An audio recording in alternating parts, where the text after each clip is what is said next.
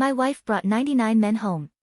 And they acted recklessly in front of me. That day, I watched as she brought home the 100th man. He shot me a taunting look before turning to Anya. Miss Sawyer, is this your useless husband?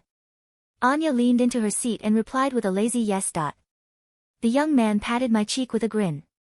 Night. I'll show you what a proper man is capable of. That evening I was forced to sit in the living room and listen to their moans all night long. Next morning, Anya ordered me to prepare breakfast for her. As usual, I refused. She seemed to have forgotten our marriage was by contract. That day just so happened to be the third to last day of our contract. Anya Sawyer was surprised by my staunch refusal. This was the first time in 8 years that I've ever refused a request from her. She was so shocked that she started scrutinizing me.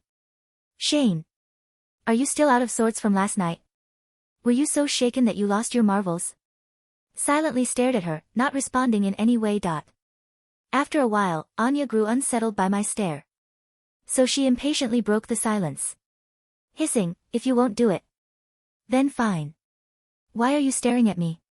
As she said that, she gestured and called for the butler to get breakfast ready. Just then, the young man she brought back last night approached me with a grin. So how was my performance last night to you? Touch yourself listening to us. He drawled. Was about to say more, but Anya dragged him away. Stop yapping and get ready for breakfast. The young man raised his eyebrows at me, with his eyes gleaming with overwhelming glee and pride. Tanya and the young man kept flirting at the dining table as they ate. I did not even raise my head.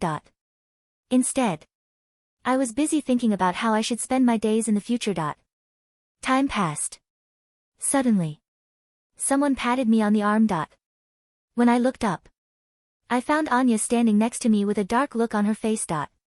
What is it? I shot her a confused look. She said nothing. Instead, she continued to stare at me, with emotions I could not decipher flashing in her eyes. What were you thinking about so deeply? She finally inquired. I blinked at her, somewhat dumbstruck that she would even ask me that. So I told her the truth. I'm thinking about my future. Anya clicked her tongue upon hearing that. What else can you do besides lighthouse chores? I wasn't fazed, even though those demeaning words slipped from her lips so naturally. I was already used to it. In the 8 years of our marriage, I basically abandoned all personal time in order to take good care of her. My everyday life revolved around her wants and needs. I'd nearly forgotten what I was like when I still had dreams of my own. 8 years ago, I was in desperate need of cash due to my mother's illness. I was at the end of my rope when Anya appeared, saying she would offer me $5 million. However, that money was only up for grabs if I agreed to marry her. I also had to help her manage her family. For my mother's sake, I agreed to the deal. Over the last 8 years, I've watched her come home with different men. Once Anya stared at me with unusually solemn eyes, despite being completely slushed. Shame. We belong to 2 different worlds. Don't fall for me, she slurred. I always thought Anya was a woman who had no idea what love was supposed to be like. Then I found out a year ago that she had a first love, who passed away from an illness. Young man Anya brought home last night actually resembled her dead love. Hence I was not surprised to see him at breakfast with her. Regardless, I've been planning my departure arch for quite some time now. Anya noticed my upset-mindedness, so she called out my name in annoyance. Her impatient tone quickly snapped me out of my thoughts. I want to get a job, I said calmly, looking into her frustrated eyes. Anya let out a sardonic chuckle. With your skills, suppose you do well as a janitor at Sawyer Group. After all, you can't even compare to a fresh graduate like John. I was just about to reply when John Williams, her newest bedmate, walked out of the bedroom. Anya, do I look nice in this? He was wearing the outfit Anya bought for her first love every year. Anya slapped me across the face when I accidentally touched it, while cleaning the room. Right now, there wasn't a single hint of anger on her face. Instead, she was solemnly examining John from head to toe. with a satisfied look on her face. You do. You're also free to wear any outfit in there. John posed for her, curling his lips into a smug smile as he turned to me, saying, Shane. Do I look nice? I nodded as I tried to think of a sincere compliment. You look good. My response shocked him. Before he could react, I turned and retreated into my room. I could leave in 3 days. It really was about time for me to start packing. Anya called me not long after I returned to my bedroom. John needs to return to his campus. Drive him back. I couldn't help but frown at her demand. Don't you have a driver? This was the second time in a row I rejected Anya's request. At this point, she could no longer hide how my disobedience was infuriating her. Are you going to be this contrary for the entire? Before she could continue with her rant, I agreed to her request. Anya was immediately mollified as she remarked imperiously. This argument wouldn't have happened if you just agreed. In the first place. I left the dressing room. I found Anya waiting for me in the courtyard with John. Hurry up, John has an exam coming up. Stop dallying. John turned toward me with a large grin. Thank you, Shane. When John and Anya parted, they took a moment to exchange passionate kisses. John turned to shoot me a mocking look as he got into the car. Sorry, Shane. Anya was a little too passionate. Does she always treat you like that? John's grin sharpened when I did not bother responding. Why would a woman like her fall for a man like you? You're so old and dull, he said snidely. Soon he fell silent. It was likely that he'd grown bored talking to a wall.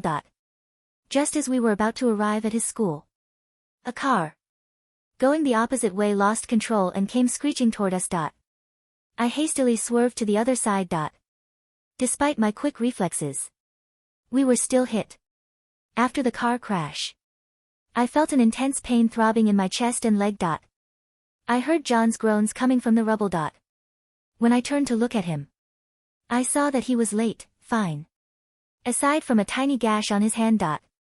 Still, I worried that he might be injured in places I could not see. The ambulance soon arrived and rescued us. I suffered a small fracture in my left leg. Meanwhile, the only wound on John was a gash on his hand. Once the doctor was done dressing my wound, Anya arrived at the scene. She practically ran over to John's side to ask how he was holding up. John lapped up her attention, whining about his hand hurting. That prompted Anya to bark at the driver to rush John to the hospital. He passed by me twice, but not once did her eyes ever glance at me. My lips stretched wide into a grin. The pain in my leg covered up the pain radiating from a certain part of me. I did not want to think of. When I was wheeled into the hospital, I heard some nurses talking. Anya is so sweet to her boyfriend. He only had a small gash on his hand, but she's insisting that the top experts had to treat him right away. She's so caring and rich. That's so rare for a woman of her station. The man who will marry her will be very happy. Nearly rolled my eyes as I thought dryly. The man who married Anya is far from a happy camper. When the doctors wheeled me over to the operating theater, I saw Anya walking over with John. What's with you? She frowned at me. Why can't you concentrate when you're driving? Fortunately, John's alright. John immediately donned a piteous look on his face, complete with wide, teary eyes. It's all my fault. I wanted Shane to drive me to my campus. That's all this happened. Anya hastily turned to calm him down, saying reassuringly, it's not your fault. You're hurt, too. There. Let's head out for some supper. That was when the doctor came over, informing me that they were ready for my operation. Anya glanced at me in shock. However, she was soon distracted by John's response. The operation went well. Afterward, a nurse asked if I had notified my family yet. It took me a few seconds before I responded. There's no need. I have no family. When I was hospitalized, I hired a personal caretaker to take care of me. Meanwhile, Anya was busy fooling around with John. He would send me photos of in places they've been. Every single day they went to the beach. They snorkel and went stargazing. Each picture showed them intertwined in a passionate embrace. However, I felt nothing when I scrolled through those photos. After all, I was busy getting the logistics down with my friend. On the new research laboratory we're planning on starting up. In the 8 years I've been married, I would help my friend with the research and development of various products in my free time. He kept pushing for me to start a company with him, but I never said yes. Many of my friends said I'd wasted 8 years of my life just for a mere contract. Still, I never regretted one moment of it. At that time, nothing was more important to me than my mother. Now that the contract between Anya and me was over, I was free. What I didn't see coming was that Anya would call me when I was discharged from the hospital. When are you coming home? Everything's a mess here. Are you still hospitalized? She demanded. I chuckled and shot back with a mocking lilt in my voice. Are the servants you hired useless? She grumbled. And annoying. You know that I don't like it when other people move my stuff. I also need you to organize some of the company documents. I glanced at the time. Just as I was about to tell her I was busy, a nurse stopped by to tell me I could head down to pay and get discharged. Anya happened to overhear the nurse and began urging me to hurry up. I ignored her. After my discharge, I got into my friend's Jerome Mullen. My friend turned to ask me if I was finally free. There was a faint smile on my lips as I told him everything about my current situation. Everything's over. I'm leaving the second the divorce is finalized. Jerome was even more excited about that prospect than I was. Let's go. After we signed the deal, let's celebrate with a feast. I nodded with a grin. Anya called me when Jerome and I were discussing the specifics of our new enterprise. I glanced at my phone before turning it off to focus on my discussion with Jerome. He let out a whistle at my audacity. You really don't love her anymore, do you? Jerome was the only person in the world who knew I actually had feelings for Anya. However, all of the love I once felt had been reduced to nothing when Anya hurt me time after time. My eyes turned distant as I stared at my phone. After a while, I finally replied. We're too different. He nodded in agreement. After the agreement was signed, we headed to the restaurant he'd always gone to when we ate together. The first juicy bite of that spicy beef made me tear up. Jerome laughed at me, joking that I was crying from how delicious as the food was. I merely smiled in response. Wasn't exactly wrong, because I hadn't been able to sue anything that was cooked with even the slightest hint of spice. Ever since I started living with Onion, I had chosen to do so because, she said, the scent of spice lingering on a person's body was embarrassing and undignified. There were also many undignified acts that I could not indulge in. Those included laughing in public, speaking in a louder voice than normal in public. Those 8 years of marriage did not give me happiness. If anything, it did its best to turn me into an unfeeling robot. Now I was so close to freedom. I was finally going to be able to behave like a human. That was what made me tear up. It was around 10 p.m. by the time I returned my residence with Anya. When I opened the door, I was instantly greeted by the sight of Anya glaring at me from the living room. The air in the living room was stagnant, smelling of Anya's expensive perfume and the faint, cloying scent of John's cologne. Anya sat on the velvet sofa, her arms crossed, tapping her foot against the floor, a tempo of irritation I had memorized over 8 years. Where have you been? She snapped, her voice cutting through the silence. Do you have any idea what time it is? The laundry isn't done, and John couldn't find the vintage wine. I didn't stop walking. I didn't flinch. I simply bypassed the living room and headed for the stairs. Shane. I am talking to you. The sound of shattering glass followed. She had thrown a coaster. It missed me by a yard, skittering harmlessly across the hardwood. I paused, hand on the banister, and looked back. My expression was not angry, it was hollow. The wine is in the cellar, third rack, behind the dusty Merlots. As for the laundry, call the maid service. I fired myself 3 hours ago. Anya stood up, her face flushing a mix of shock and rage. Fired yourself? What is that supposed to mean? You're acting insane, Shane. Is this about the accident? Don't be petty. John is sensitive, he needed care. I'm going to bed, Anya. The contract expires in 48 hours. I suggest you start learning how your own household runs. I walked up the stairs, leaving her shouting threats about cutting off my allowance, an allowance I hadn't touched in 5 years. The next 2 days were a blur of silent packing. I took very little. Most of the clothes in the closet were bought by Anya to fit her aesthetic of a servant husband, drab, muted colors. I left them. I packed only my laptop, my journals, and the photo of my mother. On the final morning, the lawyer arrived. Anya sat at the head of the dining table, John casually eating a croissant next to her, looking at me with that same smug, victorious grin.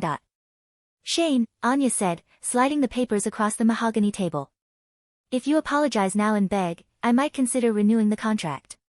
But the terms will change. No more allowance. You'll earn your keep strictly through labor. John chuckled. Yeah, Shane. Maybe you can be my personal driver. I'll tip you. I picked up the pen. The weight of it felt like a key to a prison cell. I don't want the money, I said softly. Anya froze. Excuse me? The 5 million. The alimony. The severance. Keep it. I signed my name rapidly. Shane Miller. The ink dried instantly. I just want my name back. I stood up, sliding the papers back to her. Anya looked at the signature, then up at me, genuinely confused. She expected a fight. She expected begging. She didn't know how to handle absolute resignation. You're bluffing, she scoffed. You have nothing. You're a janitor. You'll be starving on the street in a week. Goodbye, Anya. I walked out the front door. The sun hit my face, and for the first time in 8 years, the air didn't taste like ash. 3 months passed. The transition wasn't immediate, but it was fast. Jerome had been right, the industry was starving for the technology we had been developing in secret. My research on semiconductive narrative processors was light years ahead of the market. We launched Apex Dynamics. I didn't sleep much, but it was a good kind of exhaustion. It was the exhaustion of building a kingdom, not cleaning one. I cut my hair, bought suits that actually fit my shoulders, and started eating food with spice. God, the spice. I put hot sauce on everything just because I could. Meanwhile, Jerome kept tabs on the Sawyer Group. Stock is down 4%, Jerome mentioned over lunch, scrolling through his tablet. Apparently, they lost a major bid on the logistics merger. Not my problem, I said, slicing into a steak. Actually, Jerome smirked, it might be. They're looking for a tech partner to salvage the quarter. They sent an invite to the upcoming tech gala. They want to meet the CEO of Apex. I paused. Do they know it's me? No. We're listed under the holding company. To them, the CEO is a mystery figure. I took a sip of red wine. Accept the invite. Back at the Sawyer mansion, things were rotting from the inside out. Anya was miserable, though she wouldn't admit it to herself. The house was constantly messy. The new staff she hired were incompetent, they were normal, she was just used to slavery. But the real problem was John. Without Shane as the punching bag, the dynamic shifted. John was needy. He spent money faster than Anya could sign the checks. He crashed her second-best car. He complained that the chef didn't cut the fruit right. Where is my blue tie? John whined one morning, tossing clothes out of the wardrobe. I don't know, look for it yourself. Anya snapped, massaging her temples. God, you're useless. The words hung in the air. Useless. She used to say that to Shane. But Shane had never been useless. Shane had anticipated her needs before she even spoke them. The coffee was always hot. The car was always warmed up. The schedule was always managed. Shane was a ghost haunting the hallways. Anya found herself staring at his empty side of the closet. She told herself it was anger. She told herself she hated him for leaving her in this mess. She didn't realize it was the panic of a parasite losing its host. The grand hall was dripping in gold and crystal. The elite of the city gathered, champagne flutes in hand. Anya arrived with John on her arm. She looked tired. Her makeup was flawless, but her eyes were tight. John looked bored, scrolling on his phone, ignoring the business partners Anya was trying to impress. We need to secure a meeting with the Apex CEO, Anya whispered to John. Pull yourself together. This deal is crucial. Whatever, John muttered. Can we leave early? This music sucks. Suddenly, the room went quiet. The murmurs died down as the double doors at the top of the staircase opened. Ladies and gentlemen, the announcer boomed. The founders of Apex Dynamics. Mr. Jerome Mullen, and Mr. Shane Miller. Anya dropped her champagne glass. It shattered, the sound echoing through the silent hall, but she didn't hear it. She was staring at the top of the stairs. It was Shane. But it wasn't her Shane. This man was wearing a bespoke charcoal tuxedo. His posture was commanding. His eyes, usually cast down in submission, swept across the room with the predatory confidence of a lion surveying its territory. He looked younger, sharper, and devastatingly handsome. No, she breathed. That's impossible. Shane descended the stairs, chatting lightly with Jerome. As he reached the floor, the crowd parted for him. Admirers flocked. Women who wouldn't have looked twice at him a year ago were now leaning in, laughing at his jokes. Anya felt a surge of irrational possessiveness. That is my husband. That is my servant. She marched forward, dragging a confused John with her. Shane, she barked. The circle of people around me quieted. I turned slowly, holding my drink with a relaxed grace. I looked at her, really looked at her, and felt nothing. No fear. No love. Just mild annoyance, like seeing a stain on a sleeve. Ms. Sawyer, I nodded politely. I believe you know Mr. Mullen. What is this? She gestured wildly at my suit, the room, everything. You're the janitor. Is this a prank? Did you steal this suit? The crowd murmured awkwardly. I am the CEO of Apex Dynamics, Ms. Sawyer. I developed the quantum link algorithm your company is currently desperate to license. My voice was calm, deep, and carried effortlessly. John laughed nervously. You? A CEO? You wash dishes, old man. I finally looked at John. I didn't smile. And you must be the student. John, isn't it? I hear you're retaking your sophomore year. Again. John flushed red. Shane, stop this charade, Anya hissed, stepping closer. Come home. The house is a mess. I'm willing to forgive your little rebellion if you leave now. I laughed. It was a genuine, dry laugh. Ms. Sawyer, a single minute of my time is now worth more than your entire estate. If you want to talk business, call my secretary. If you want to talk about laundry, talk to your boyfriend. I turned my back on her. Jerome, let's go greet the investors. Anya was left standing in the center of the room, amidst the shattered glass of her champagne flute, as the elite of the city looked at her with pity. The humiliation at the gala broke something in Anya. But instead of humility, it bred obsession. She stalked my company. She read every article about me. She realized that for 8 years, she had treated a diamond like a stepping stone. The Sawyer Group began to hemorrhage money.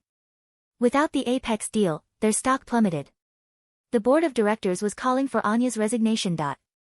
She needed Shane. Not just to clean, but to save her legacy.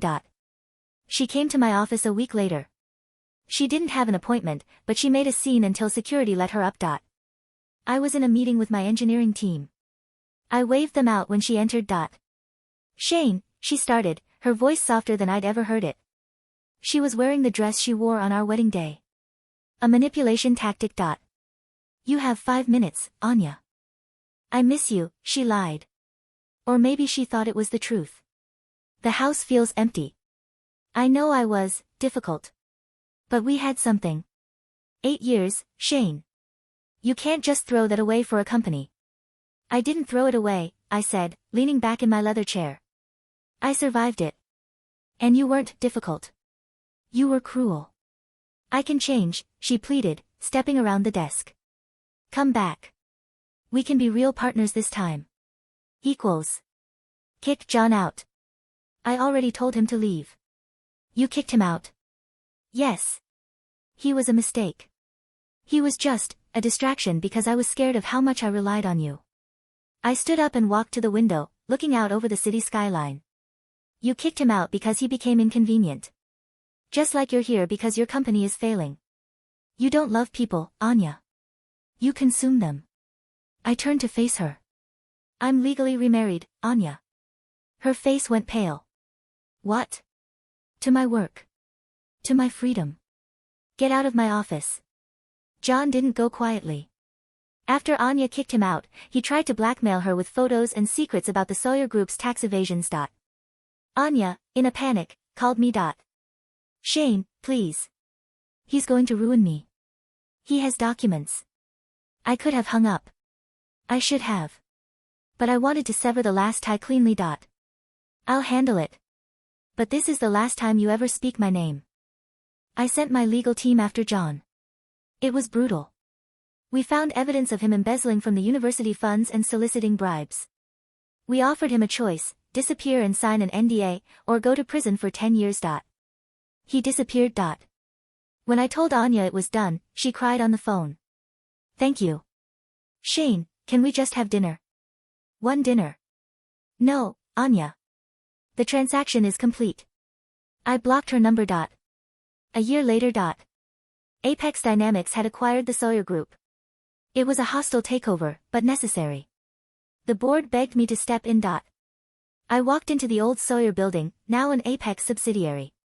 Anya had been removed as CEO but retained a seat on the board, a mercy I granted for the sake of her father's memory, not hers. I saw her in the hallway.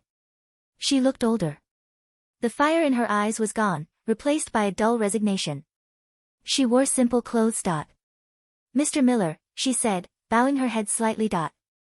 Ms. Sawyer, I replied, not breaking stride. I went home that night to a penthouse overlooking the harbor. It was quiet, but not empty. Jerome was there, along with a few other friends, real friends. We were celebrating the launch of our medical division, a project dedicated to the illness that had taken my mother. I walked out onto the balcony. The city lights shimmered below. For 8 years, I had been a ghost in someone else's life. I had washed dishes while they ate. I had driven cars while they kissed in the back seat. I had been invisible. I took a sip of my drink, a spicy margarita, heavy on the chili. I wasn't invisible anymore. I was the lighthouse, and for the first time, I was guiding my own ship. Anya was somewhere in the city below, living in the shadow of the man she called useless. And I was finally, truly, awake. The end.